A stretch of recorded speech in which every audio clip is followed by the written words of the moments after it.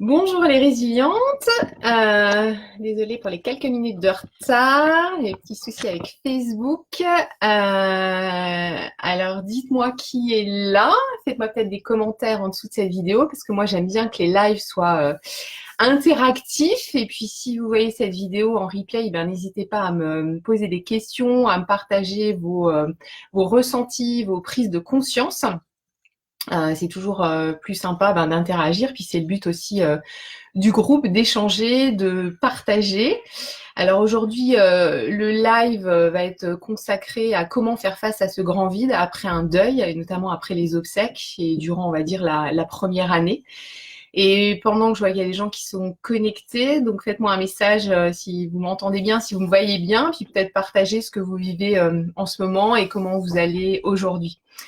Je vais me représenter pour les personnes qui ne connaissent pas. Donc, je suis Rachel Galerme, je suis sophrologue et après un deuil, j'accompagne des femmes, des hommes et des enfants à retrouver leur joie de vivre.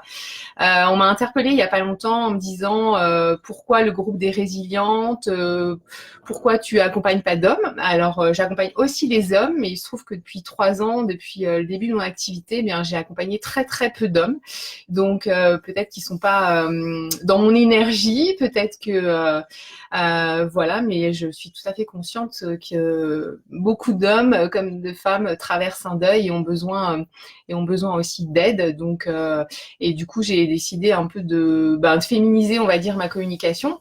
Et je me dis que s'il y a des hommes qui ont envie de venir à moi, ils viendront, puis ils dépasseront cette féminisation de mes propos et ils se sentiront aussi concernés. Donc, je vois qu'il y a du monde, c'est super. Eh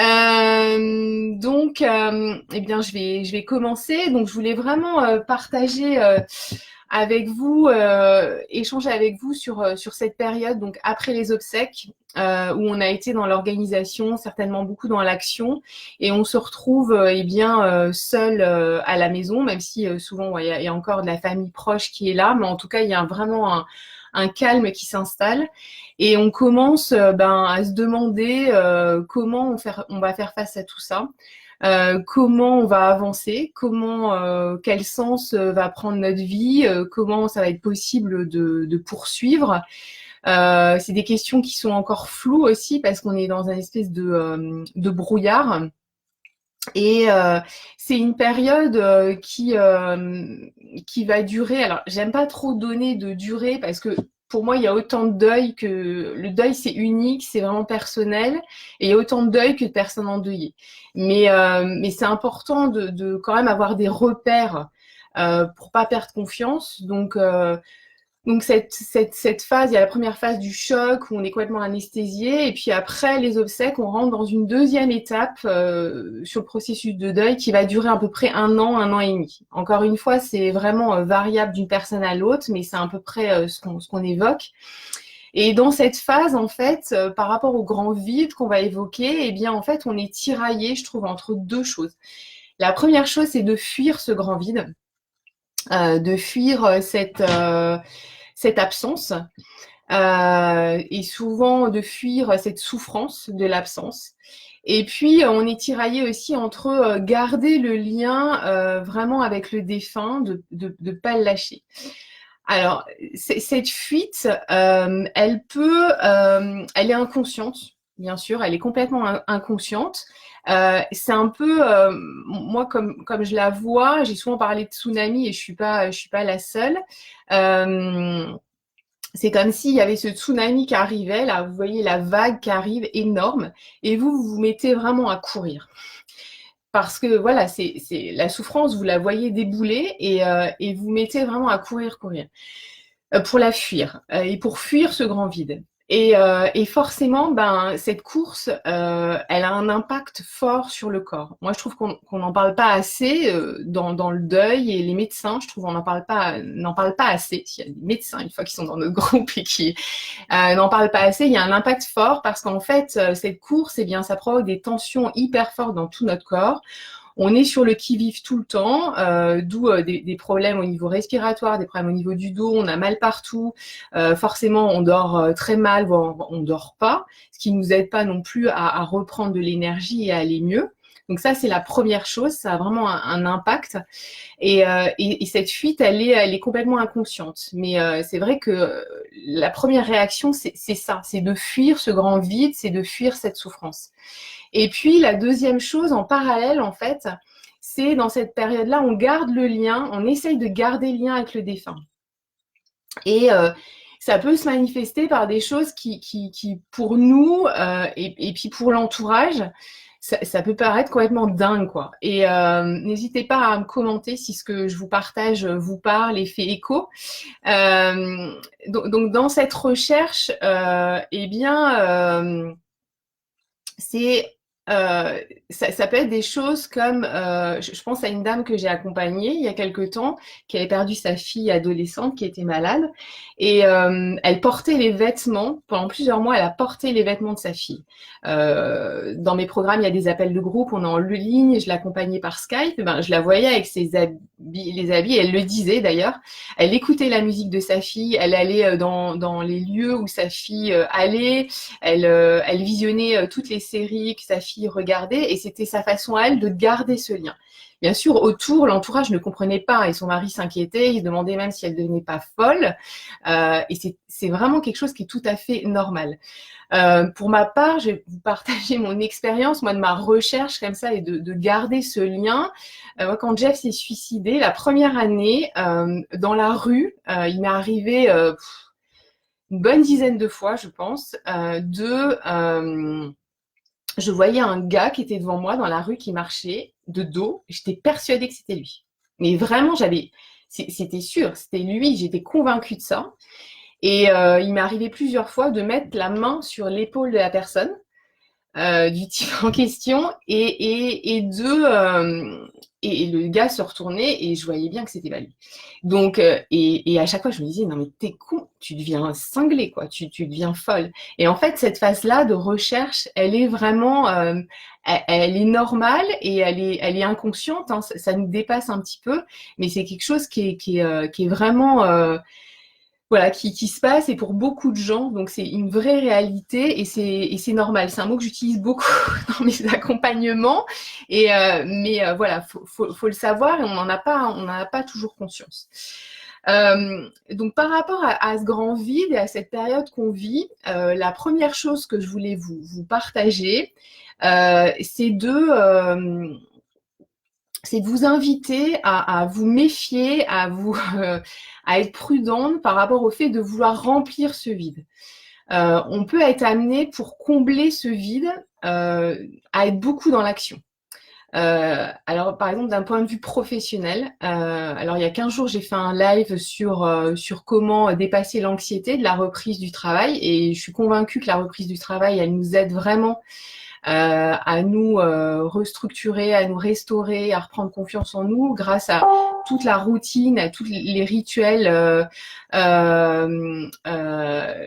Sylvie dit, je suis en Haute-Savoie en skiant, je vois mon mari partout. Ouais. Bah, c'est tout à fait ça. Donc voilà, tu es dans cette phase-là, Sylvie. Voilà, comme moi, je voyais mon conjoint aussi dans la rue, c'est exactement la même chose. Ouais. Je disais oui, de vous méfier voilà, de cette hyperactivité qu'on peut avoir pour remplir ce vide. Donc ça peut être dans le travail où on peut avoir moi ça a été mon cas pendant 1 an, j'étais chef de service dans un pôle d'hébergement pour des personnes sans abri. C'était pas du tout compliqué de travailler beaucoup et de me mettre la tête à fond dans le travail. Le risque c'est aussi à un moment donné d'être complètement épuisé. Ça peut être aussi de passer à l'action hyper rapidement, par exemple, de se dire ben, je vais vendre mon appartement ou ma maison parce que quand je suis dans la chambre où je partageais, enfin la chambre que je partageais avec mon mari et il est plus là, ben, ça me rappelle à chaque fois. Donc je vais vite vendre ou je vais vite me débarrasser de toutes les affaires.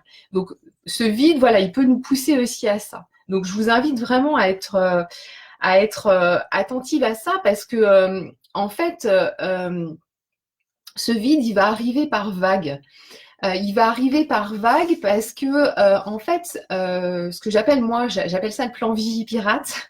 La première année Notre corps, il est super bien fait. Il y a une protection psychique qui se met en place et qui fait tampon, en fait, entre la réalité du deuil, de l'absence, et puis nos émotions. Ce qui fait que ça amortit un peu le choc. Ça ne veut pas dire qu'on ne souffre pas, mais ça aide aussi à amortir le choc. Ce qui fait qu'il y a des moments, eh ben, on a l'impression qu'on va bien.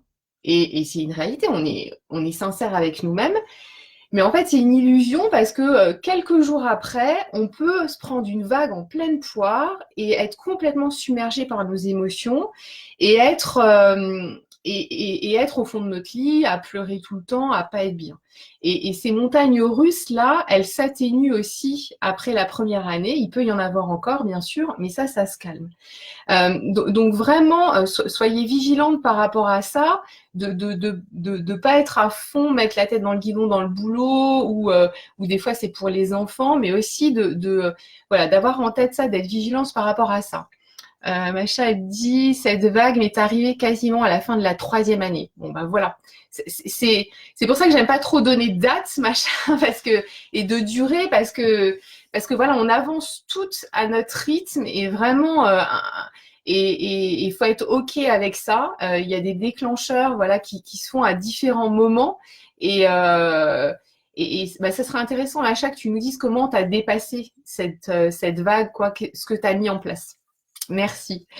Donc elle peut faire illusion. On peut faire illusion aussi par rapport à ce vide, par rapport à l'extérieur. Une de mes clientes qui nous regarde, je crois, m'avait confié dans son accompagnement que un soir elle était avec ses collègues, elle faisait un apéro chez elle, tout allait bien, elle riait et voilà, ça allait vraiment bien. Et puis 3 jours après, elle avait rendez-vous avec sa chef de service et elle s'est complètement effondrée. Et du coup, sa chef de service ne comprenait pas la différence d'attitude. Donc ça, c'est aussi tout à fait normal. Et donc la première chose, c'est de ne pas être dans l'agitation et dans l'action pour remplir ce vide. Du coup, la deuxième chose, c'est moi, je vous encourage à être vraiment dans l'ici et maintenant, dans le présent. Je sais que c'est pas facile et d'y aller au jour le jour et de pas faire de plan tout de suite sur la comète la première année. De toute façon, la projection, elle est souvent très difficile. Vous me direz ce que vous en pensez, mais coucou Aurélie, vous me direz ce que vous en pensez, mais c'est compliqué de se projeter. Hein.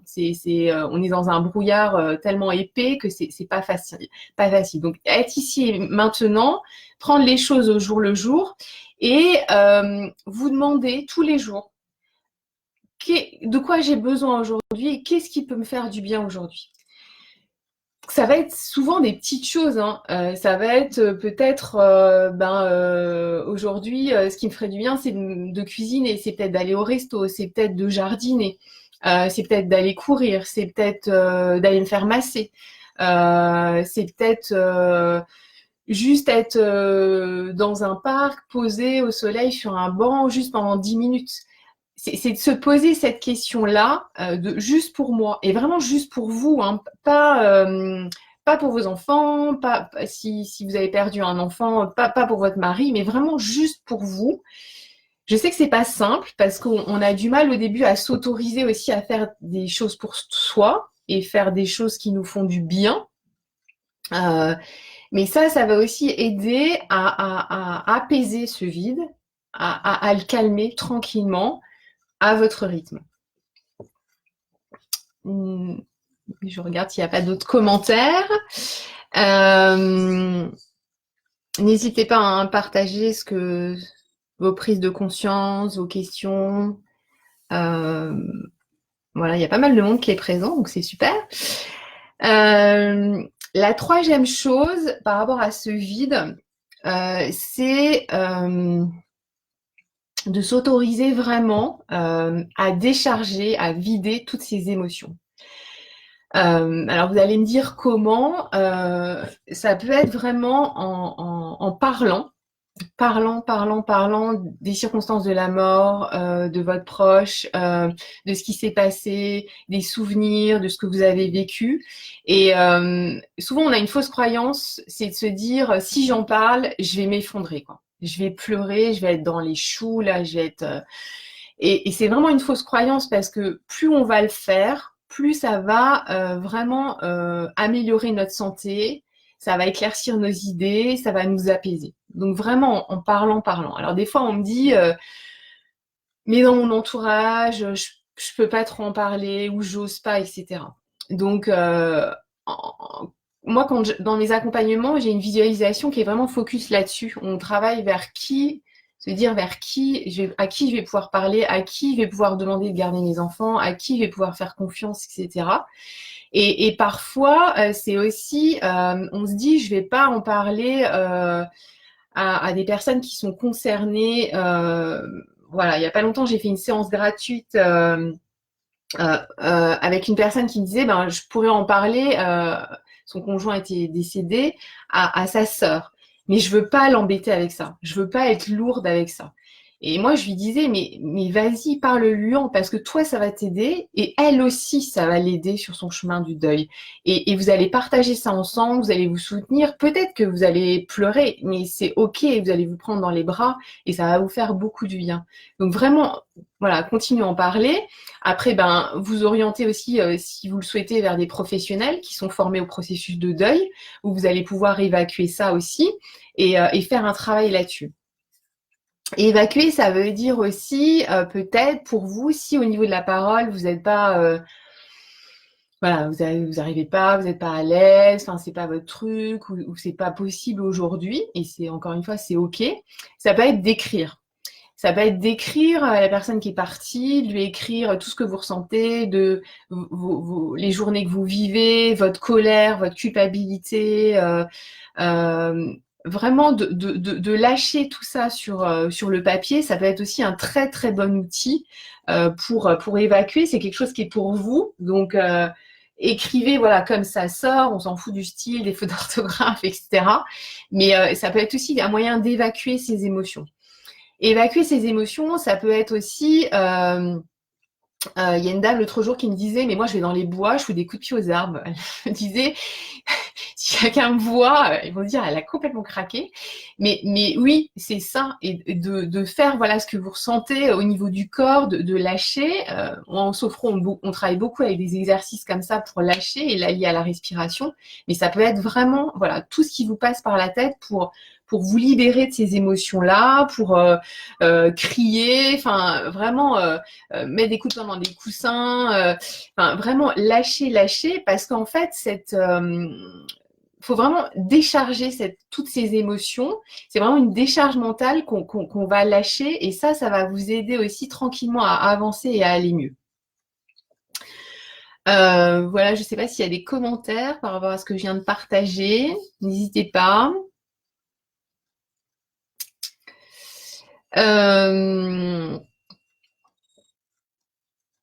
L'autre chose que je voulais vous partager, c'est la quatrième chose, c'était aussi de ne pas hésiter à mettre en place des rituels du deuil pour faire face à ce vide.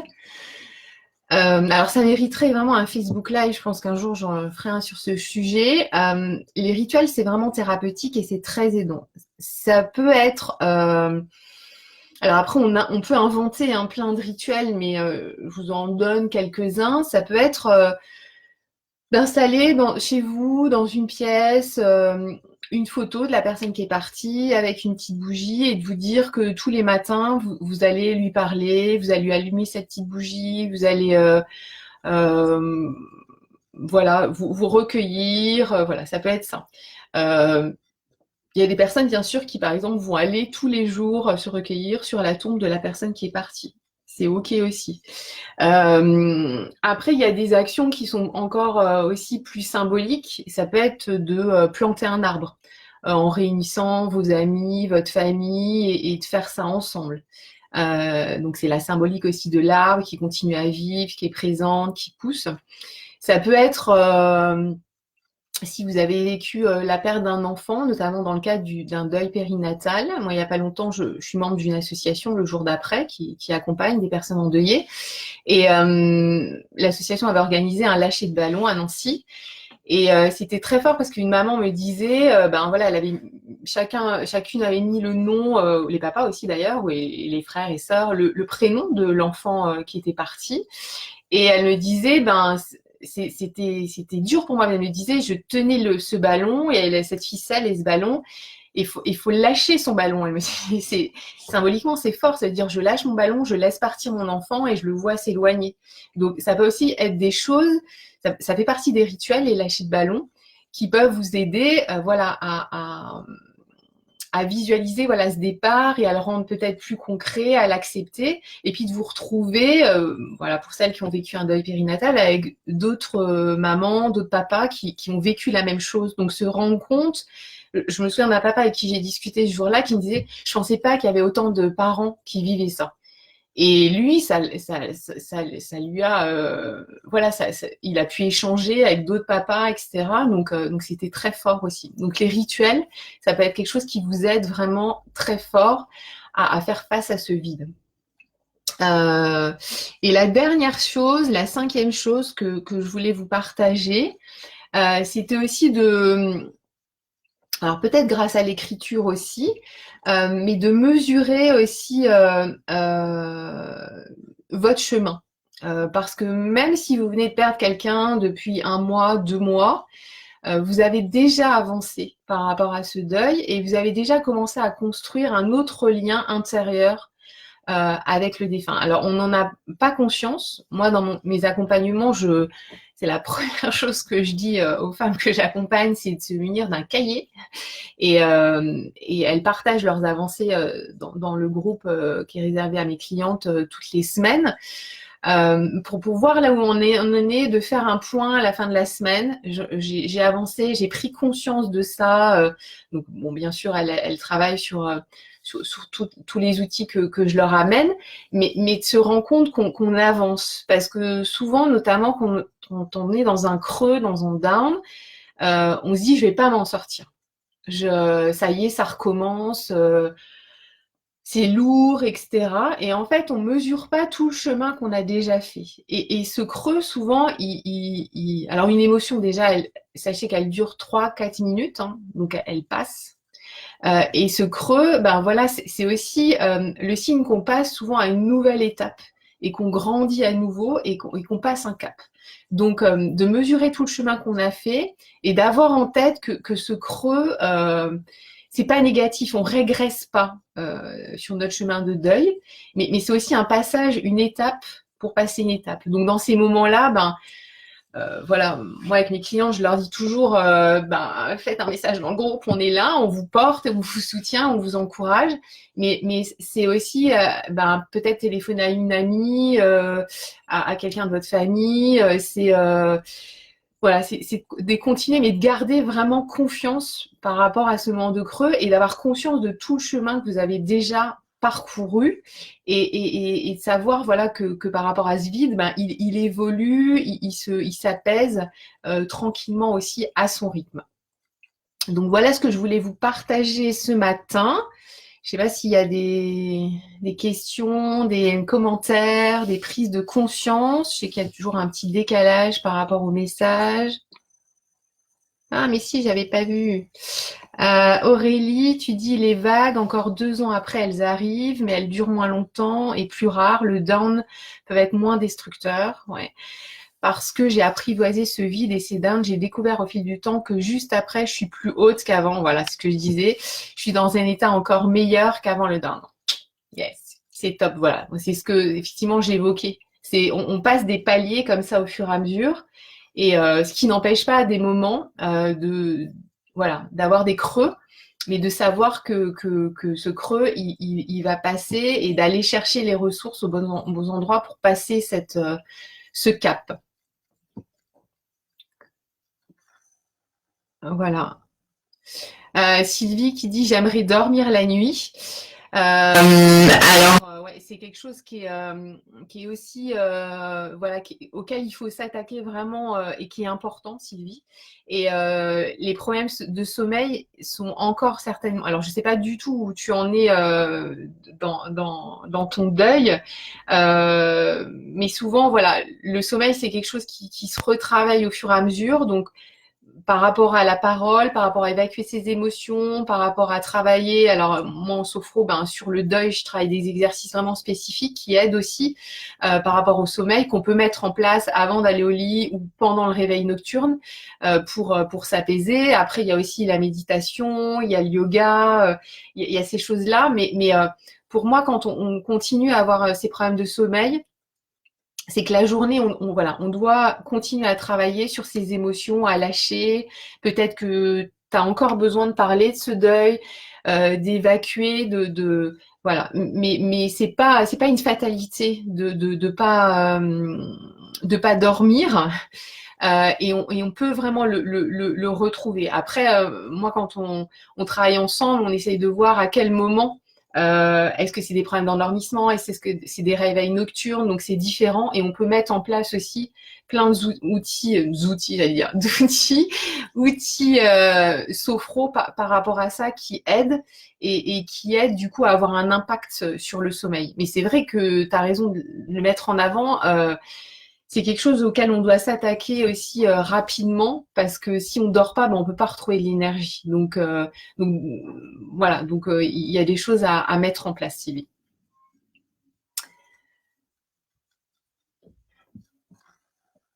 S'il n'y a pas d'autres commentaires, d'autres remarques, je vous remercie pour tous ces échanges. En conclusion aussi, je voulais vous inviter, j'ai mis le lien juste au-dessus, si vous le souhaitez, si vous souhaitez suivre mon actualité, recevoir mes vidéos, mes événements, mes conférences, puis les événements Facebook aussi comme ce matin, les thématiques, vous inscrire sur ma newsletter. Vous recevrez aussi une des anciennes conférences que j'ai faites en ligne qui va bientôt changer, donc en guise de cadeau. Et puis voilà, vous recevrez vraiment tout ce que je fais sur tout au long de l'année. Et puis je vous dis à très bientôt. N'hésitez pas à échanger entre vous, à partager aussi votre histoire, votre deuil, là où vous en êtes au niveau de votre deuil, parce que l'idée du groupe, c'est aussi de s'entraider, de soutenir, d'interagir et d'avancer ensemble. Voilà. Je vous souhaite vraiment à toutes une bonne journée et puis je vous dis à très bientôt. Au revoir.